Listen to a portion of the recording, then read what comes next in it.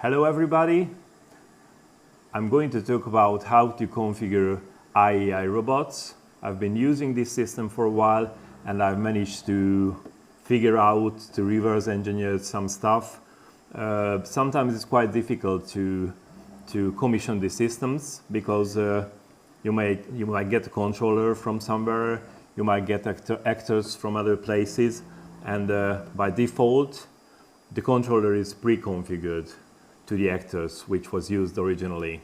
And it would be really nice, and it is possible, to change the configuration, let's say at home. So that's gonna be the main topic of my video now.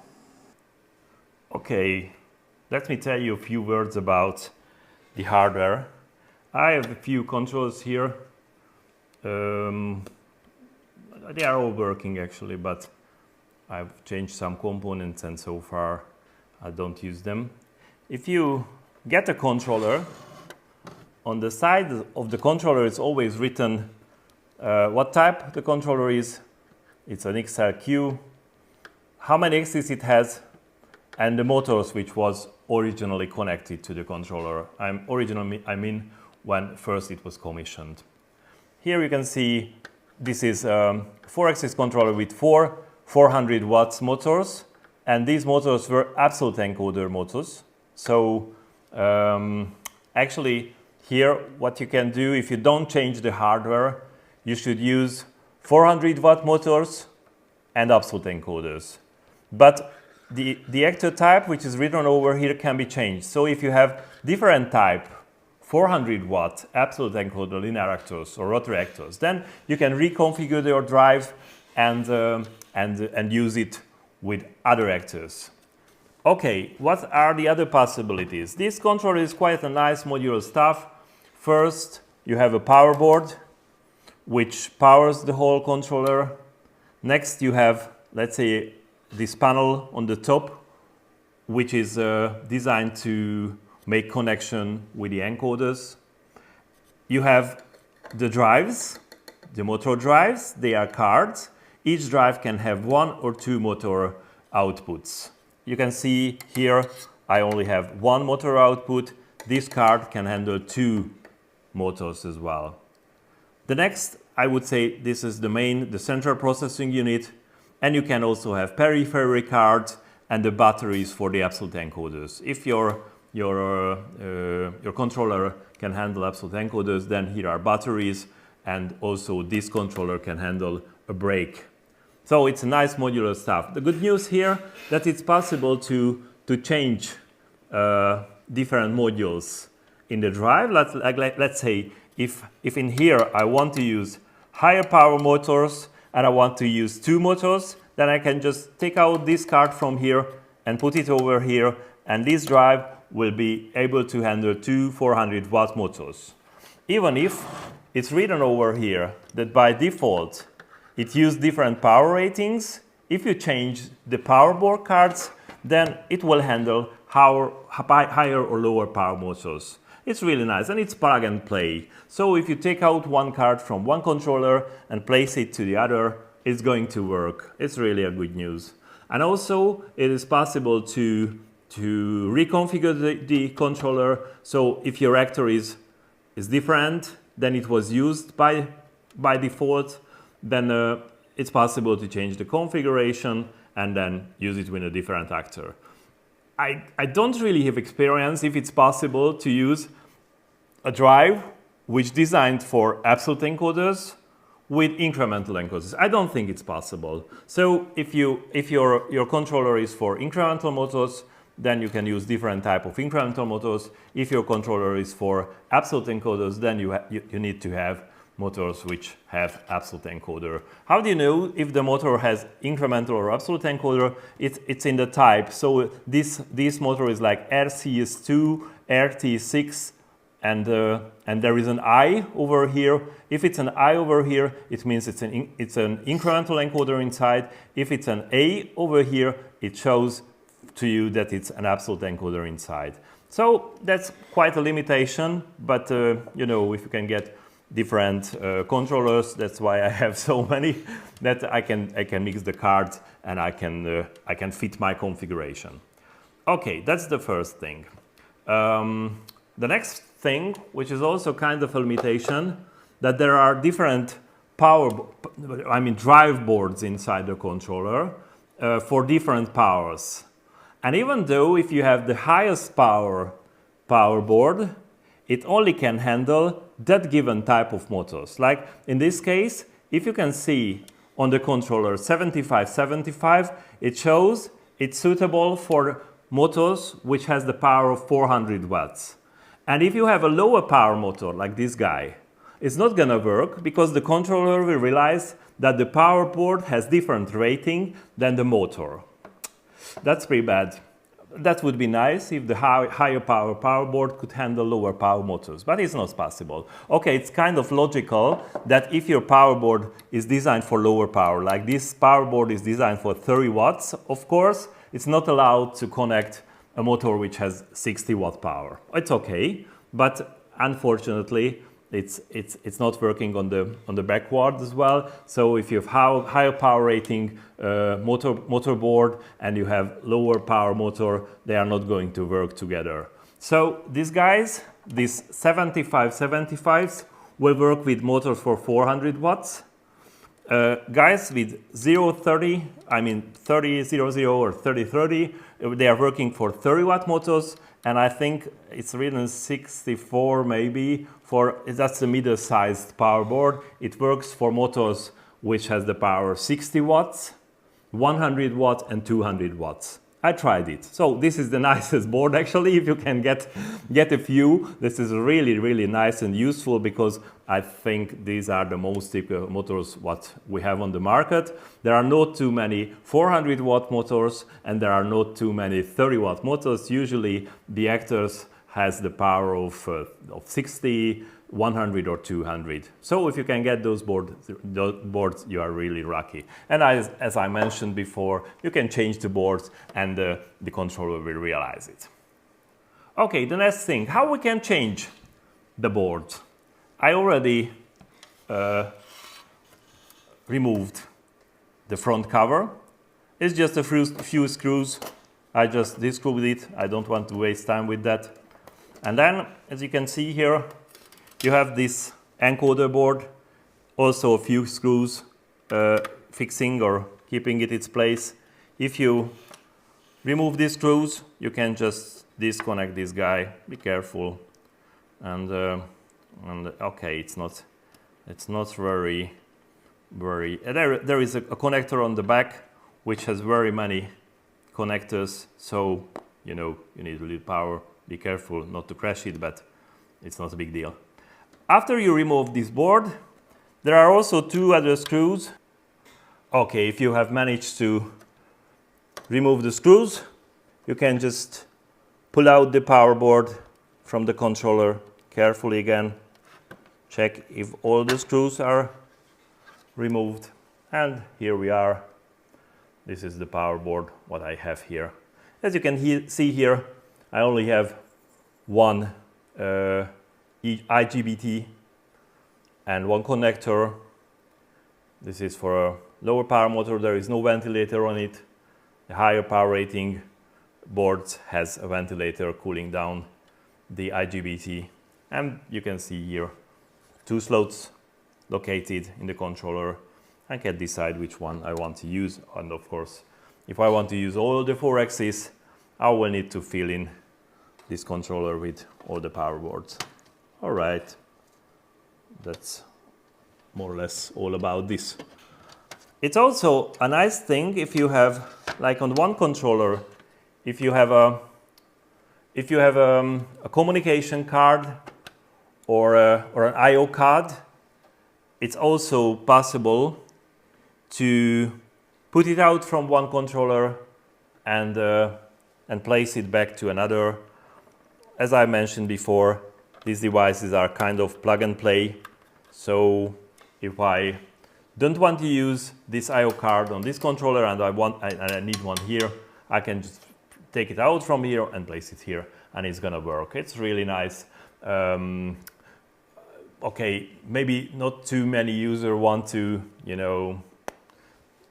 commission and decommission this kind of stuff, but if you don't mind, then you can kind of adapt your configuration, especially if you have more controllers and you are brave enough to do some hardware stuff.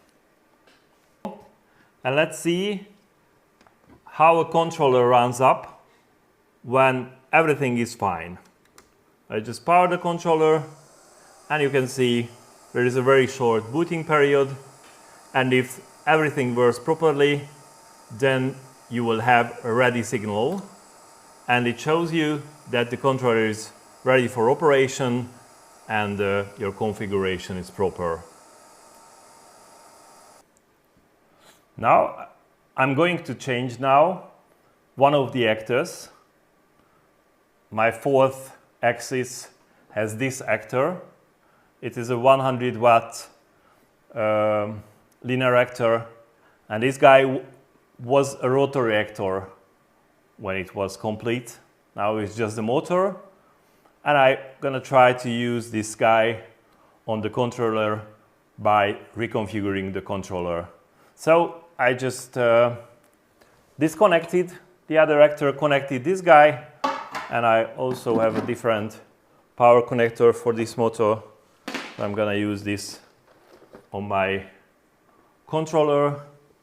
So I remove the axis 4 and I connect the new motor. Let's see what is going to happen now. I just restart the controller and see how it runs up. The controller will realize that one of the axes are not the ones which was originally or before which was configured. So I have an error code which shows we have different encoder or different motor is connected on one of the axes, and of course it's not going to be possible to use the controller. Even the other axis cannot be used in this case, so you have to solve this problem. As we connect to the controller using PC software, interface software, it also tells the same thing: motor encoder configuration information mismatch error. And if you go to the axis menu and try to do something with the servos, you cannot do anything because, you know, the controller is not ready. You have to change the configuration to be able to use your system again. When we go to the parameters and when we go to drives, here you will see your driver board. I have now this 2020 driver board designed for 60 watt, 100 watt and 200 watt motors. The motor power rating is okay, but unfortunately the motor is not plug and play, so you cannot just disconnect one motor and connect the other, and the system detects the motor and reads out the motor data, but the system doesn't reconfigure itself to be able to use the new motor. So you have to change the configuration. And let's see how we can do that. The good news, if you click on the encoder data, then you can read out the exact motor type. So here I have this actor. Now I just made a mistake before. I said that I connected the new motor to the axis 4, but it's in practice it's connected. In practice it's connected to axis 3. So this motor now connected to axis 3, and as you can see, the motor data table is in an RS2, RT6I, 60, 18, and whatever actor. So actually it has an incremental encoder, 60 watt, the motor rating, and it's an RCS2 type of actor. So let's see what we can see in the software. On the axis 3, we'll see the same thing. So actually, when I connect the motor to the controller, the controller detects the motor, but it doesn't reconfigure the configuration, so the motor change is not plug and play. If we go to drives, here we also can set the motor data, or actually here we have to set the motor data here. And if we check the XS3, I can see still here we have the motor power displayed. It's 100 watt. Actually, it's in hexadecimal format. So it says the motor power rating is 64 hexadecimal. It's 100. So still the old motor is configured here. So if we go to encoder, the drive realized that the motor power changed, the motor changed on XS3. But if we go to drives, still the old motor parameters can be seen. And the bad news here, if you try to change these parameters, it is not possible. So these I/O fields are gray, and if you want to make any changes, it's not allowed to make changes. Probably the robot company, IAI, decided not to let the users change these parameters. So if you want to make such a change, I suppose you have to find a dealer or some professional in your country. You have to go there and say, okay, I have this controller, I have this motor, could you please change my configuration? I don't know if it costs money. If it's not, maybe it's better if I do this. But it's possible to make it at home. So if you don't want to get official support, I have to emphasize that it's not an official way how I can show you how you can change the configuration. So all the risk is yours. So if you change your configuration and you burn your motor or you burn your controller, I'm really sorry. I did this many times. I never burned my controller. I made a lot of custom stuff with IAI controllers and motors. I even made own cables and everything. And maybe I was just lucky. So be careful. And if you do something, it's all your own risk. Now I'm going to show you how it's possible to change these parameters without asking for support. So what you have to do first, you have to save your configuration file. So if you click on Save As, now your software is going to read out from the controller all the parameters what the controller is already configured. So the good news here that it also reads out the encoder data. And the encoder data is the real encoder data. It's not what it's set in a controller, but what it's detected. So now the thing what we're gonna make or we're gonna do is to fit the readout, the encoder data which is read out from the controller. We're gonna fit it with the driver parameters. So let's just save this parameterization table to a file. Let's place it on the desktop and call it, I don't know, demo config, and save it. Okay, cool.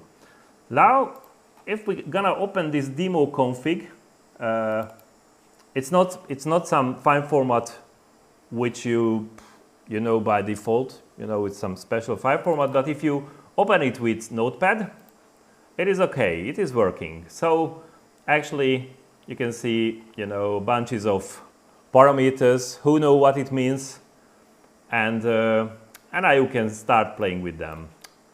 Actually, it's quite logical. So if we go into the software and see these different tabs in the software, here the first part of your configuration is like general I/O configuration. And if we go to this file and the data which starts with 0, these are the guys which belongs to the I/O configuration. If we go to the next section, which starts with 1, there should be somewhere, okay, it's quite a lot of data. So the next section starts with 1. This guys belongs to common to all axes. Let's have an example. If it starts with 0.1 and the first data 0.1 and then 0, 0, this shows the configuration of the axis. Here it's written 111B, it means it's a binary format. And if we go to the configuration file, we can see here an F. So here the same thing is described in hexadecimal format.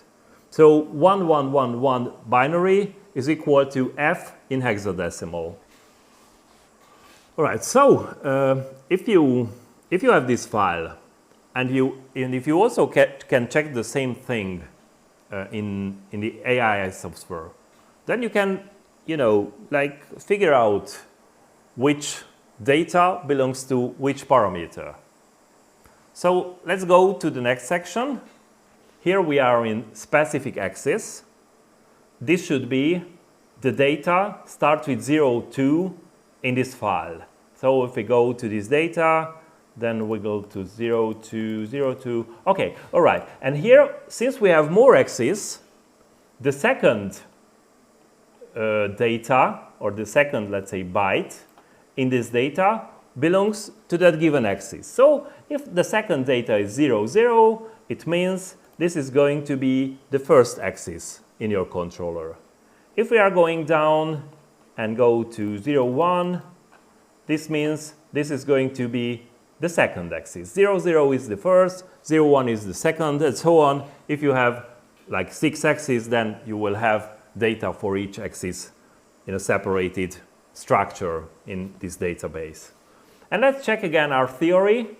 If we are going to the first data in 0, 2, 0, 1, this is going to be the first data in this table. So axis action type, second axis it's 0, and if we check over here, then it's 0 as well. If we go to the next data, it says 1A, and if we go to this table, it's 1A as well. So actually, this way you can figure out which data in your file belongs to which data in your controller configuration. I think you get the point now.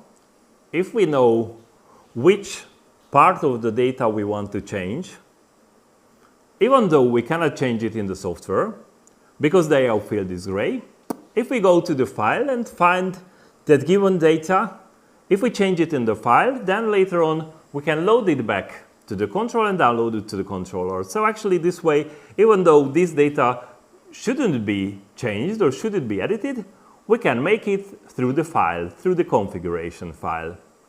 Okay, let's see how we can do that. What I usually do, I make a copy of the configuration, just in case I make some mistakes. So I just say Ctrl-C, Ctrl-V, and let's call it demo config old. And I open both the new and the old configuration. They are here together, and I try to arrange. I have too many of these guys. I have one demo config, one old, and I don't need this guy. So I just rearrange the window to see the old and new one, and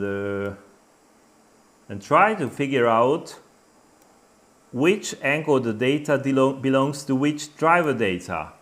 So I'm gonna go to, let's see again the software. I'm gonna go to driver, which is 0123, which is data number 3. This is going to be the new configuration. Data number 3, and I need the third axis. The second byte should be 02 in this case. All right, let's go to the beginning of this database. These are the guys. Okay, maybe this is the first data over here. Cool.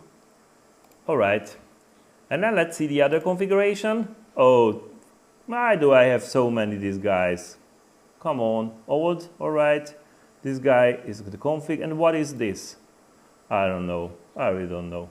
All right, try again. So 2 configurations. One guy is the old one. Go and let's say the new one over here. I hope you can follow me. Okay, so 03 belongs to the drives. 02 belongs to the third axis. Let's go over here and see the first column. Okay, first line, it's over here. Cool. Let's do the same on the other side with the encoder data. The encoder data is 04. This is the read out encoder data. And let's go to the same axis. It's going to be 0402, and this is going to be the first line. All right. And I try to arrange it in the way that more or less the lines are quite close together, so it's going to be easier to follow what is going on here. All right, now let's go to the encoder, and the first data I'm going to need is the power rating. It's 3 CH in the encoder line, and it's 64 on the drive line. Okay, let's try to find these guys. Okay, this is the configuration on the drive side, and this is the configuration on the encoder side. So these guys are together. I try to align the configuration the way that they are in the same line. So what I'm gonna need to change here, I need to copy from one side to the other the data. So it says this is supposed to be 3C. All right. The next one is okay. I don't need to change it. The next guys should be 0F00. All right. 02, it's cool. 04, it's fine. 2, this should be 00, maybe. I don't know. I have the feeling I might don't want to change these two guys. I'm not going to change these two guys. If I'm right, if I can remember properly, I need to let the old values over here. So actually, what I'm gonna need to change is only these parameters. These parameters. The rest should be leave in place. Let's try it this way first. Let's try what is going to happen when we do it this way. All right. So we don't need the old configuration anymore. We just need to save the new configuration. And okay, I don't know. I don't want to close these guys because maybe I just made some mistakes and I need to change some more parameters. So let's try to open this configuration which we just made. So I click in the software, open. Sorry, no, not this guy. Open configuration file, open, and go to the configuration on your desktop. This is the config, and see what we've done so far. If we go to the drive and check the power rating of the motor, now we can see it's changed. And if we go to the encoder, to the third axis, now you can see the same power rating is displayed over here. This is cool. Let's see the rest of the parameters. They seems okay. I'm not sure if these guys should be changed. I might need to change these parameters, but now let me just try this way. All right, so let's try.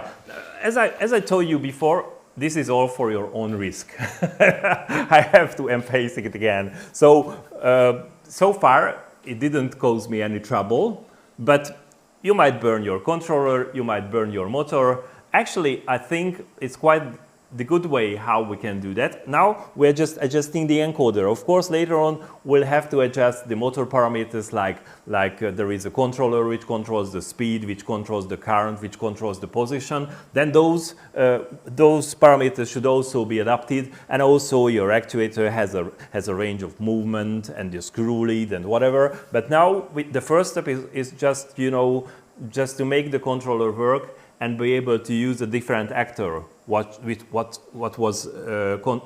configured by default. Okay, let's see what we've done so far. We'll try to download this configuration. So I just click on download. Camera transfer being edited online. I don't know. Why? Maybe it detects that I'm editing in Notepad. I don't know. Let's try to. No. File being edited online. That's strange. Let's try to, I don't know. We don't need to save it. Let's try to transfer the configuration. Why it says I'm editing it online? Oh, maybe, I know. Okay, so just reopen again the file, because in the background the real configuration was opened.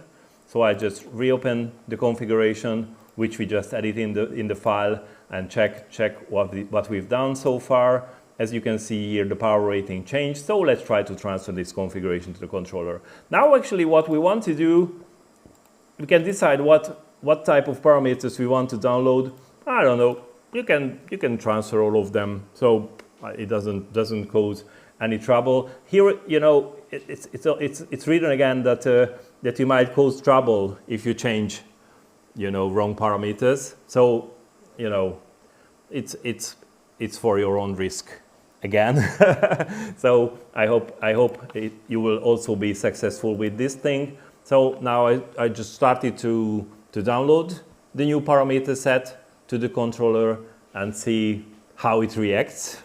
So far we have an error code. So if after we download the configuration there is no error code anymore, then we did a good job. If there is still an error code, then you can start, you know, playing with different parameters and try to copy other encoder data to fit properly the parameters. That's kind of a trial method. But as I mentioned to you, I use many different type of actors and controllers, and so far all of them I was successful to fit. So I hope it's gonna work here as well. Now it's about to be finished, so only a few percentages, and then when the configuration is downloaded, the controller will restart, and if we did a good job, then we only need to write to the flash the parameters. We didn't change anything in the program, and if we were successful, then the controller should run up and switch to ready. We'll see what is going to happen.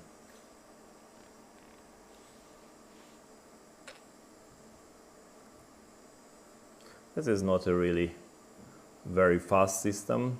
It takes for a while to restart the controller and see what's going on here.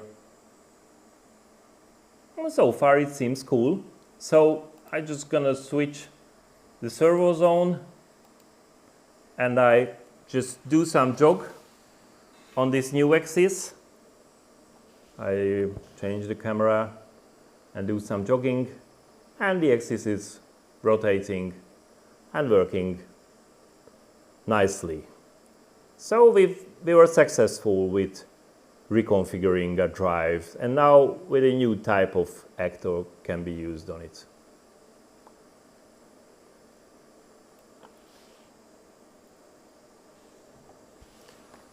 So this was the first step. I don't want to make this video very or maybe too long. If you are interested in, I might make a new episode how to fit the actor parameters, because so far now we just fit the encoder. And of course, if it's like a linear axis and before that there was a longer axis and now it's a shorter, then the limitations and the parameters are might not set properly. So now we are on the point that the drive accepts the new actor, but of course there are very many actor parameters which has to be changed to be able to use the actor properly. But that's the first step that the controller starts.